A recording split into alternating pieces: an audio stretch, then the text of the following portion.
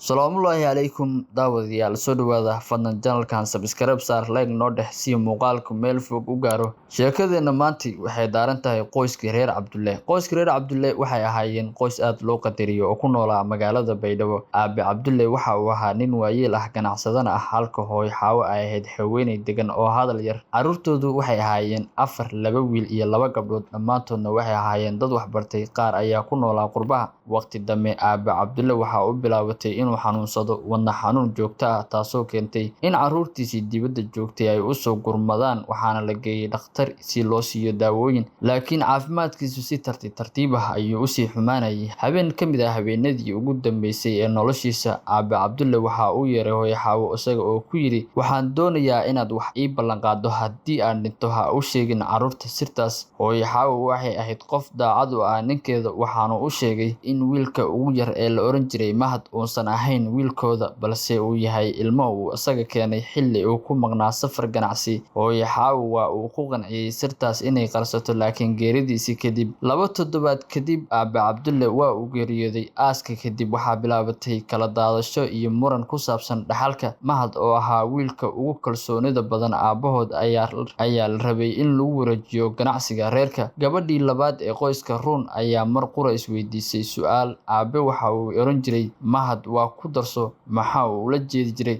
Su'aalahaas iyo raadinta dukumeentiyada la xiriira dhaxalka ayaa horseeday in warqad qoraal ah oo Aabe Cabdulle kaga tegay hooyo Xaawo oo ay gacanta u gashay carruurta kale. Warqaddii waxa ay si cad ugu muujinaysay in Mahad uu yahay ilmo uu Cabdulle dhalay balse aan Xaawo hooyadiis ahayn. Markii warqaddaas la akhriyay gurigii waxaa ka qarxay muran xoog leh. Mahad waxa uu dareemay kelinimo iyo ceeb waxa uu ka baxay guriga isagoo qalbigiisa ka dhaawacmay laakiin hooyo Xaawo ah hooyada guriga ayaa la hadashay carruurta. Ilmahan waa idinla dhashay, Mahad waa idinla koray, waa walaalkiina, ma jirto qof doortay cidda uu ka dhalanayo. Dhammaantiin waad isjeceshihiin, ha ka dhiginina sirtaas mid idin burburisa. Waxaa dhacay isfahan iyo oohin. Mahad waxa uu ku laabtay carruurta waxay isku raaceen inaysan eegin dhiigga oo kaliya balse ay qiimeeyaan kalgacalka iyo weliba xaqiiqada in qoyska uu yahay wax ka weyn asal. Dulucda sheekadan waxaa ka baran doonaa mararka qaar runta lama huraanka waxay dhaawacdaa shakhsiyaadka balse haddii loo adeegsado si xikmadaysan naxariis waxayna horseedi kartaa bogsiin iyo midnimo ka qoto dheer.